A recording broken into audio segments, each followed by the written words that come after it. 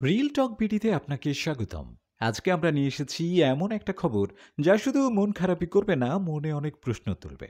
Rajshahi shooting সেটে ঘটে গেল এক ভয়ঙ্কর ঘটনা। শাকিব খানের আসন্ন সিনেমা তাণ্ডবের সেটে স্ট্যান্টম্যান মনির হোসেন হঠাৎ করেই মারা গেলেন। শনিবার ৩রা মে দুপুর পর্যন্ত সব ছিল একদম ঠিকঠাক। রাজশাহী হাইটেক পার্কে তৈরি সেটে শুটিং চলছিল। মনির হোসেন তখনও ক্যামেরার সামনে সবার সঙ্গে গল্পে হাসিতে মেতেছিলেন। কিন্তু ঠিক বিকেল ৪টার পর হঠাৎ করে সবকিছু বদলে যায়।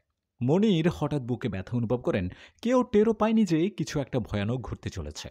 সহকর্মীদের চোখে তিনি ছিলেন সদা হাস্য একজন মানুষ। কোনো অভিযোগ নেই, কোনো অস্বস্তির প্রকাশ নেই। ডিরেক্টর রায়হান রাফি জানালেন, মনির তখনও শট দিয়ে বেরিয়ে এসে সবার সঙ্গে গল্প করছিল। আমরা তখন ব্যস্ত ছিলাম আরেকটা দৃশ্যের প্রস্তুতিতে। হঠাৎ শুনি সে অসুস্থ। সঙ্গে সঙ্গে হাসপাতালে নিয়ে যাওয়া হয়, কিন্তু শেষ রক্ষা হলো না। সন্ধ্যায় ডাক্তার জানালেন তিনি আর নেই, হার্ট অ্যাটাক। মনির হোসেন ঢাকার গেন্ডারিয়ার বাসিন্দা।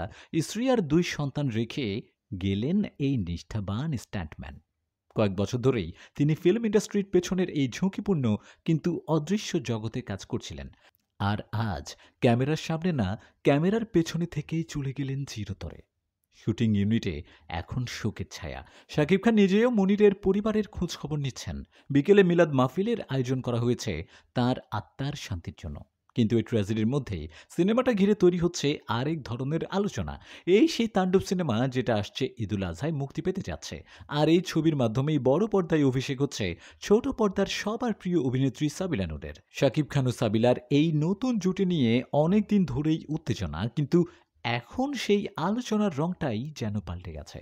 রিল টক বিডি মনে করে, সিনেমা শুধু হিরোদের মুখ দেখিয়ে চলে না, চলে সেসব মানুষদের ঘামে, শ্রমে আর ঝুঁকিতে, যাদের আমরা নামও জানি না। এই ছিল আজকের রিল টক বিডি। আপনারা কেমন অনুভব করলেন এই খবরটা কমেন্টে জানাতে ভুলবেন না।